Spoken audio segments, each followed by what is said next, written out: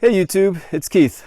This is a real exciting time for me because I just bought a new bike, something that doesn't happen too often. If some of you have watched my videos, you've seen that I started the 2016 season with two other motorcycles. I had a 2002 Honda WR250R and I had a 2008 Kawasaki KLR 650. The VFR I'd had for about 13 years, the KLR I'd had for 8 years. The VFR had over 100,000 miles. So I tend to hold my bikes for a long time, but my riding style has changed over the years, and it was really time for a change. So in March, I picked up this nearly new 2014 Yamaha Super Tenere. It only had 700 miles on it. Now I've ridden it for about 3,000 miles, and it's just been an outstanding bike. I've done touring on it, sport touring, and even done some dual sporting and adventure touring. More videos are going to be on the way on this bike. But for a few years, I've really been looking for more of a dedicated dual sport or off-road bike. I rode my friend's WR250R about 3 years ago, and as soon as I got on it, I really loved it. I just had a big smile, and I thought this is really what dual sporting is about. Very lightweight and smooth. Very different from the KLR, which had grown to be over 500 pounds by the time I was done putting stuff on it.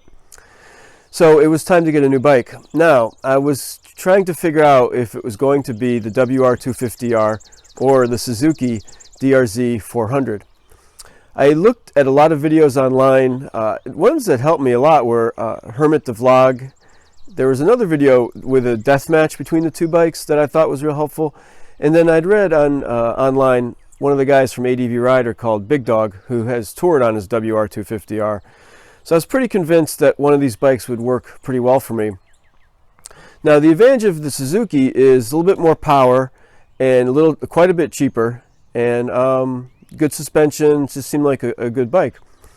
The WR, from what I had read and seen, the advantages to that were fuel injected, modern motor, 6-speed transmission, and just really had everything right coming out of the box.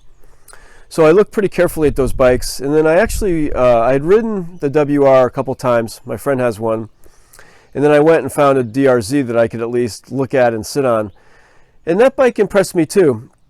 The seat height was pretty high. I think it was over 35 inches, but it really seemed to have a lot of the things I'm looking for as well. So I was trying to consider the WR versus the DRZ, and they matched up pretty well. I'm going to show you my choice right now. All right, so here's what I went with, WR250R. Now for me, it came down to a couple different factors. I had ridden this bike before, and I just knew how smooth and modern it was, and that was a big factor coming off the DRZ, seeing that it had a carburetor and 5-speed transmission. I know this bike's going to be really smooth, and it's going to last me for years. I mean, that's the kind of history I have with motorcycles, is I hold them for a while. The price was a little bit of a consideration, but when I compared the two, I was looking at the DRZ for maybe $700 less than a leftover 2015. So I just decided for that amount it was going to be worth it to get this one. Now this is a 2016, brand new. It's only got 3 miles on it. I haven't even ridden it yet. I've had a lot of family obligations, so I will be getting out on it today, getting it dirty. But I wanted to get a video in to see while it was still clean. I'm really excited about this. I really like what Yamaha's doing.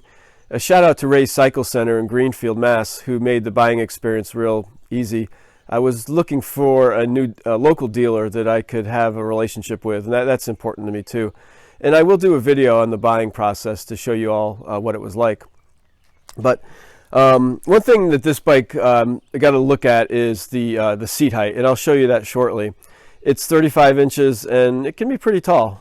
So fortunately I can hop up on this thing without having to mount it like a horse like some of the other bikes, because I've only got a 30-inch inseam.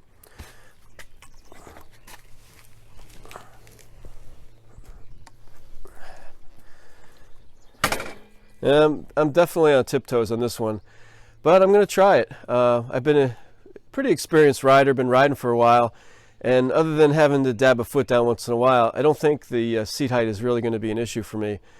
The seat, though, might be uncomfortable. I know a lot of people change to the Seat Concepts model, but I think it's, this bike's pretty much ready to go.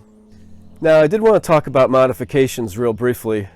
On my last bike, the KLR, I had put a lot of money into it. It was almost like a rabbit hole of modifications. Now, most of them I was real happy with, but some of them just didn't seem like they worked out. In all, I ended up probably putting $5,000 into that bike and only selling it for a fraction of even that. So I really don't want to get caught in that trap again with the WR. And as I looked on the videos on YouTube and articles online, it seems like people do a lot of modifications to this bike and spend quite a bit of money trying to make it better.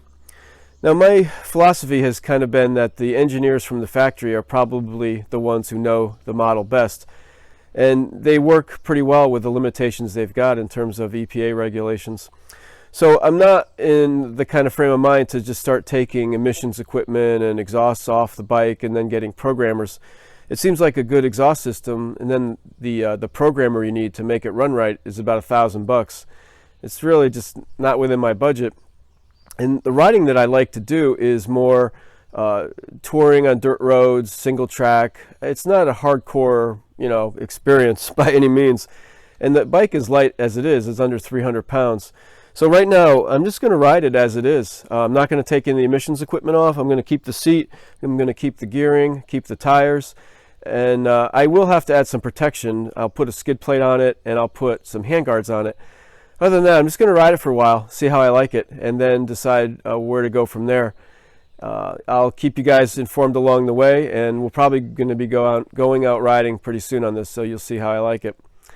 If you have any questions or comments, feedback from me on the WR, I'd love to hear it. I've really enjoyed the back and forth between owners of this bike, and that was really a deciding factor in deciding on getting this bike versus the DRZ.